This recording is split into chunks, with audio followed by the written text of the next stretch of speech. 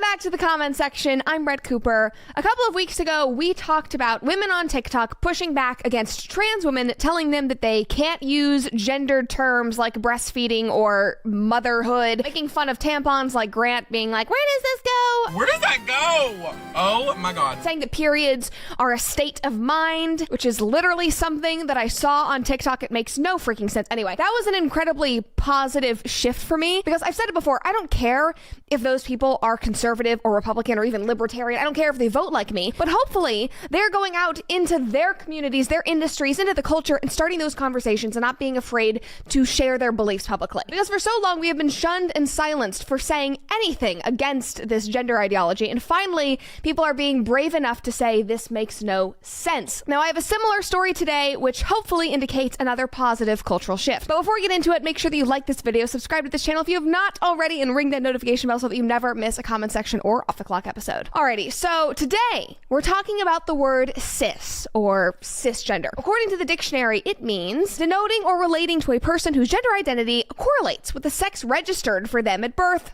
aka not transgender. For further emphasis, I will let somebody else take it away. Cisgender means that you identify with the sex that you were assigned at birth. For example, if you were assigned male at birth and you identify as male, that makes you cisgender. If you were assigned female at birth and you identify as female, that also means you are cisgender. Go ahead and share this post to spread knowledge. Oh good, I definitely will not, even though I am putting it on my show. So basically, any of us who came out of the chute one way and stayed that way, who have not changed our gender, we are all cis, normal people. We can't just be called man, woman, a person. No, we have to separate ourselves and denote that we are not transgender. Because apparently that's such a big thing these days in 2023. And as of very recently, this term has almost become derogatory as it is used by both trans and non-trans people, whether it be them looking down on us cis people or cis people being taught to hate themselves because they're not transgender, and it's just absolutely ridiculous. Well, maybe it is stupid, but it's also dumb. But on TikTok, people are starting to push back against this term, saying don't label me as such, this is weird, stop using this word, I'm literally just a woman. But they are also pushing back on it because of the word's history, which is something I didn't know much about. I won't be using the term cis because it was coined by a pedo sympathizer.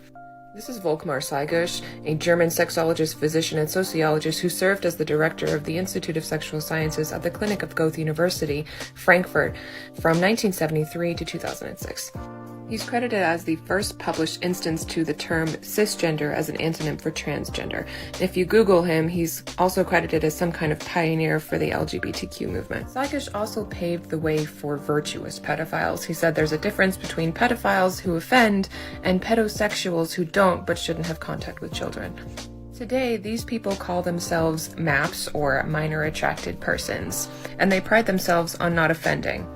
Eventually, the modern sexual revolution will make room for these people and claim that pedophiles are just misunderstood. Men like Saygush, Alfred Kinsey, and Jean Monnet have all sympathized with an attraction to children, and they're all credited as LGBTQ heroes. I mean, that video is incredible. Absolute mic drop. This was the first time that I had heard any of this backstory other than Jean Monnet, but I absolutely believed that cisgender was just some sort of like word that a chronically online person made up 5 years ago and we suddenly adopted. No, these were doctors. Creepy-ass sexologist doctors. Now, a 2022 article reiterated a lot of this and said that a 1991 publication by Volkmar Saygush titled Transsexuals and Our Nosomorphic View is credited as the first published instance of the term cisgender as an anonym to transgender. The sexologist's views also include controversial opinions on pedophilia. Saygush distinguishes between pedophiles who abuse children and pedosexuals who have the same impulses but do not follow through with them, as that creator talks about in the video. In a 2011 interview, so this is relatively recent, Saygush stated that the problem with pedosexuals is not their desire to abuse children, but acting on that impulse. He proposed that the best outcome for treating pedophiles is not the loss of their desire, but instead preventing them from having contact with children. I mean, yes, they should not have contact with children, but you don't see that them having the desire to have sex with children is wrong in the first place? Connect the dots. This is literally where the minor attracted people shit show came into play, where we have to respect and try to understand people who are attracted to children, which I have absolutely no interest in doing. Get the hell out of here. As I was saying, Saygush's claims resemble modern rhetoric around virtuous pedophiles, MAPs, etc. Looking at the history of pro-pedophilia policies and attitudes in Germany during the 60s to 80s, it is clear that Saygush is far from an isolated advocate, and that he was simply attempting to popularize the ideas that already existed. And apparently, it has worked. and relatively quickly has made its way over to the United States because it is literally getting more normalized every single day. Just look at everything in our culture. Look at the education system, for God's sake. I mean, it's insane. Now, Volkmar, along with his colleagues, also argued that exposing children to pornography was completely harmless. Quote, Volkmar, Saygush, and Gunter Schmidt argued provocatively that the representation of sex per se did no damage to youth or children, and the kind of pornography in which sex was represented without prejudices as a pleasure-filled social activity is exactly the kind that one could, without worries, give to children and adolescents. This is not, oh, a kid stumbled upon it. No, you can put it in front of children and it will be totally fine, maybe even beneficial for them. These men are all creeps. There was literally no other way to put it. This is not a rabbit hole that I was interested in going down at 7 a.m. this morning, but here we are. The last quote that I'll read is probably the grossest, and I had seen this on Twitter a couple of years ago from other accounts, but I didn't connect the dots and see who the doctor was and where it was from. And now that I know, it is even more disgusting. But Volkmar Saygush said, there is nothing wrong with pedophilia in the sense of the word. That is, against liking, even loving children. The sensuality that spontaneously unfolds between a child and an adult is something wonderful. Nothing can remind us more intensely of the paradises of childhood. Nothing is purer and more harmless than this eroticism of the body and the heart. Childish eroticism is not only full of delights, it is also necessary. So he is saying it is okay to have pedophilic notions, to be lustful for children, because it's just us trying to get back to the paradise of childhood. Those innocent desires. That's not freaking innocent, you psychopath. Marge, get my gun. And these are people that are revered as the pioneers of the gender ideology movement, of the LGBTQ movement. And that's okay? Like, they are still thought of as incredible psychologists who push all of this forward. Yeah. I don't like what they push forward. This literally confirms all of our concerns about pedophilia. You, I was right. You, I was right. Maybe the people pushing this ideology today are not, German sexologists and psychologists with ulterior motives, but they are keeping the legacy and the ideas of these creeps alive, whether unknowingly or knowingly, with everything that they do. Commenters under the videos like the one I showed you were also encouraging people to look up Jean Monnet. If you watched What is a Woman, you would know about Jean Monnet and the experiments that he did on children, trying to figure out if they could be transgender. If you have not watched Matt Walsh's What is a Woman, you need to go do that. I think it is the greatest thing that Daily Wire and Matt Walsh have ever produced. It's incredible. Go watch it. And it talks about a lot of this. But Jean Monnet was one of the first to study gender ideology, transgenderism, and to experiment on children. The most significant, horrendous, and disgusting experiment he ever did was called the John Jane or John Joan experiment, where he took twins and he had the parents of these twins raise one as a boy, and then he chopped off the other twin's penis and had them raise him as a girl. The kid had no idea. Literally none. It included puberty blockers and everything, changed all the hormones, and then he would do yearly checkups to see how the kid was progressing. It was not good. The boy had depression throughout his entire life, and he committed suicide at the age of 38. And that is Jean Monnet's legacy, that he literally abused a child. But he is still revered as brave and ahead of his time. This is an article from just a couple of years ago, The Story of Jean Monnet. Controversial sexologist grappled with the concept of gender.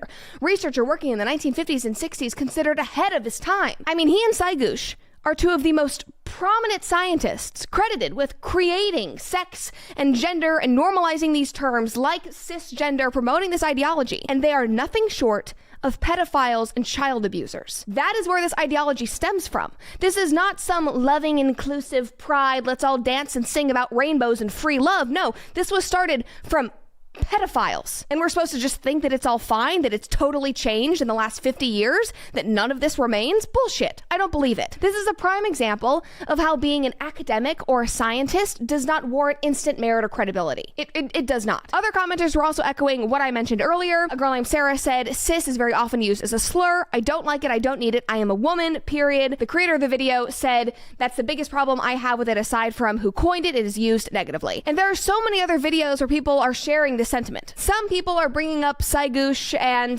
Monnet and that sort of thing, but mostly it's just people saying this feels wrong. Why are you putting a label on me? I'm just me. We don't need to do this to make you feel better, which is why I'm excited about it, because people are finally saying something.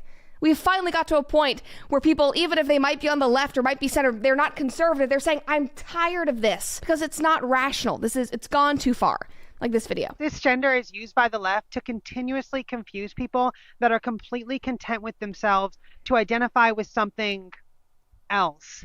I am a transgender woman telling you that it is 100% okay to call yourself a man or a woman. Having a welcoming society does not mean dividing everyone up into different terminologies and descriptions.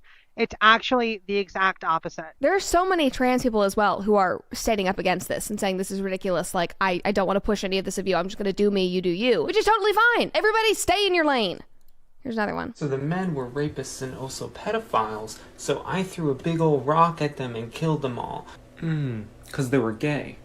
So I'm gonna start over. You just let me know where I lost you. God, I mean, that's spot on. The moment that you say you don't want to be involved in their identity politics and how they want to be labeled, you're immediately a bigot. When it's not about you, it's about me as a woman, not wanting to have to jump through hoops to explain that I was born as a woman and still am one. God, somebody commented and said, literally, like, instead of getting rid of labels, they are making more. Somebody else said, somebody told me to call mothers birth givers to be more inclusive. Like, does that not come off as dehumanizing and degrading to y'all? Every time I hear birth givers or chest feeders, I immediately think of The Handmaid's Tale, which the left feels like they own. And they're saying, Donald Trump is turning women into, handmaidens and that sort of thing. No, you are literally dehumanizing women and mothers into vessels for crotch goblins or parasites, which is literally what they call children and babies. It's just awful. And like you saw in that first video, there are so many trans people that are talking about this. Here's another one. Yet another double standard coming out of the toxic side of the trans community. Doesn't it strike you as odd that you expect everyone to use your preferred pronouns, but when someone politely asks you not to use the word cisgender, you get upset about it and call them a transphobe? The word cisgender is used more and more as a slur against genuine people. I was using that word not even 2 weeks ago, but I stopped because I started listening to how it made other people feel. It's as simple as that. Practice what you preach. Respect others and they'll probably reciprocate it back. And to address your point, no, it's not. You should take a dose of reality with your HRT because trans people aren't special. We're not immune to criticism, we're not immune to jokes, and our struggles aren't greater or lesser than others. I'm not talking about people waging war on our existence. I'm talking about very genuine people that are not political at all but feel like they're being attacked just for having feelings. You're woke, but I'm awake. Have some self-awareness and take a look at the double standards that you expect from others but not from yourself. I like that line, you're woke and I'm awake. Maybe I'll take that. I'll add that into the queue, guys. I think that's funny. Somebody commented and said, yeah, I think the whole cis thing is just mean. It is demeaning to women, including myself. It is definitely not nice. Another person said, I left a comment on a different video a few months ago about how I've only ever heard cis in a negative way and everybody jumped down my throat for it. Now, not only is this term derogatory in modern language and primarily used to literally create division and make people feel like an other for the sake of inclusion of other people, but its history is connected to literally awful, awful men who had malicious and pedophilic intentions with creating this ideology in the first place. So when people like me talk about pedophilia and grooming, and we worry about the next generation and our children, these are valid concerns because this history is not far off. This was 50, 60 years ago. And like I said earlier, do you think it's just gone away now? No. Saigouche, Monet, all of those men, their legacy still stands. And whether people are knowingly or unknowingly, subconsciously or unsubconsciously putting this into the world, it still exists. We have a right to be concerned. We have a right to talk about this. You are not a bigot or a homophobe or a transphobe for literally speaking common sense. So stop feeding into this crap. It is not innocent and it never was. I hope you enjoyed this episode of the comment section and that you maybe even learned something new. If you have not already, like this video, subscribe to this channel, and of course, ring that notification bell so that you never miss a comment section episode.